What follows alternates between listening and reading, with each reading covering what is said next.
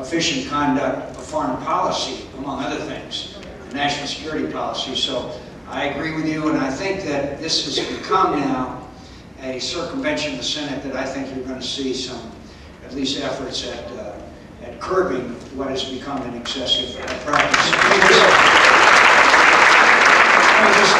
Let me just say, look, there is no proposal that I know of that would include illegal aliens, but the problem, the illegal immigrants, but the problem we've got is we still have to get the border secured, okay? And so the problem is because people come across the border illegally, and that are here. So that's why I put on the board there in the other one that 11 million of the people that are lumped into the quote uninsured are people who are in this country illegally. We have to continue to secure the borders. We have to continue to work with the Mexican government to stop the drug cartels that continue to export poison into this into this country that's killing our children. Yes, ma'am.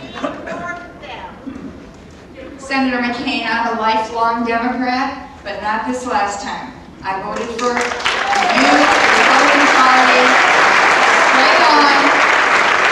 I contributed and I answered your phones. And I think I'm speaking for the majority here today. We're very regretful that you're not in the Oval Office.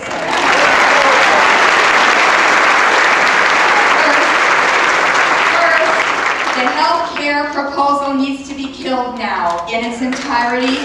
No compromises, Senator, please. Because if it passes in any form, it will give the Obama administration opportunity to build on it, and I think we all know that. With all due respect, Senator,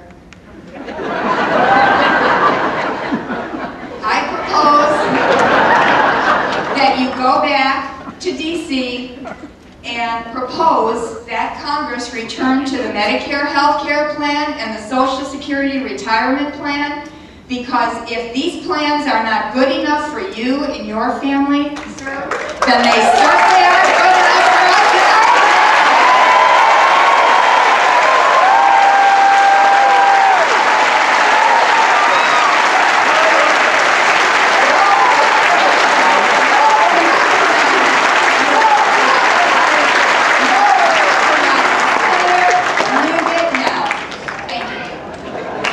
I didn't think he was going to get his mic back. Glad I called on you, man. Thank you. Could I just say, look, on this issue, and really, let's have some straight talk here, my friends. Let's have some real straight talk. The system is broken.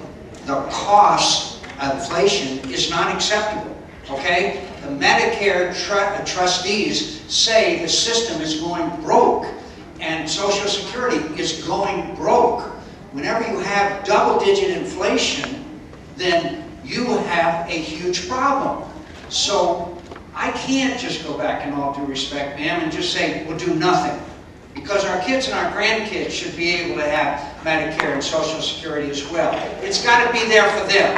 So let's go back with constructive free market incentives to improve the quality of health care and the affordability and availability. So I understand your frustration at a government-run proposal and an increase in taxes and all of the things that you hear bandied about, including the legislation that the young woman in the back talked about. But we need to fix this system. Let me just mention one idea to you, if I could. Since we can't act, what about a BRAC commission? You know, the base closing commission, where we get the smartest people in America, we get together and say, okay, here's the long-term fixes for Social Security and Medicare, and have Congress vote up or down. You see, because the systems are going broke, and we've got to preserve your health care. We've got to preserve Medicare, Medicaid, Social Security. But our trustees of the system tell us that they're going broke. So we have to fix it. So to go back, frankly, and do nothing just delays this problem for other people who come after us. So I hope you appreciate that. To do nothing is not the answer either. Okay? And I hope, and I'd be very skeptical, but I hope to be able to convince you of that. But to have a government takeover is exactly the wrong way to go.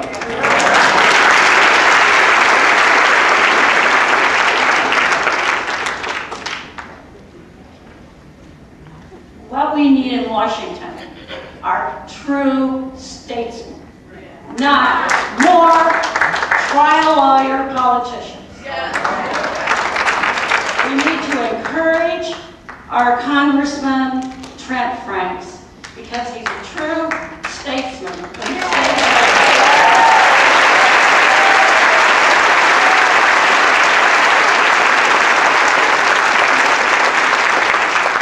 May I interrupt you a second and say, do you know the difference between a lawyer and a catfish? One is a scum-sucking bottom dweller, the other is a fish. There goes the lawyer vote, right now there. My lawyer friends whose men in jest. Go ahead. Also, I think it's a noble idea to examine the health care from foreign countries on a national level, if they have national health care. But we have something that's closer to us. We have what we call American Indian reservations. And we should be examining and studying what goes on those reservations as far as government health care goes. And it pains me and it scares me to hear American Indians, who by the way are American citizens, say, if you get sick or you have an accident, do it before June. Because after June, the health care on the reservations runs dry. I understand. The Indian Health Service has got a lot of good people in it, but the Indian Health Service has been continuously underfunded, and the Indian Health Service has not complied with the treaty obligations that we made with our Native Americans. Yes, all the way in the back. Yes. Thank you, Senator McCain, for coming today, and I do agree with most of your views, and I want to thank you for being one of the first to try to stop runaway spending in years past, not just this year, when it's voted to do so. But I do have a question. May I respectfully ask you about Guantanamo Bay? I feel that we should keep that open. And President Teddy Roosevelt negotiated with Cuba, and I thought that was ours. Why do we have to build and put money into other prisons and get these terrorist killers on our soil? And I respectfully ask you why you were voted to close it. I really am befuddled. Thank you. Well, first of all, Guantanamo Bay is a symbol throughout the world of mistreatment of prisoners. My friends, it is. Let me just tell you a story real quick, and we all have the right to disagree. I was in a prison camp in Iraq with Senator Lindsey Graham, who's an Air Force lawyer. We were arranged that we met with a former high-ranking member of Al-Qaeda, a terrorist, a murderer, and a killer. And in the course of our conversation, I said to him, I said, how did you succeed so well after the initial American invasion? He said two things. He said, one, after the initial invasion, there was total chaos, murder, rape, robbery, everything was rampant because you didn't have control of Iraq. He said the second thing, he said, that allowed me to recruit thousands and thousands of young men was Abu Ghraib, because the pictures of the mistreatment of people you Americans held prisoner in Abu Ghraib. Terrorist lie. With those pictures. So, in my view, we have to have a policy, hopefully return these detainees either to the country they came from or put them on trial and then keep them in prison for as long as is necessary. And by the way, this return of this guy to Libya is really an absolute outrage.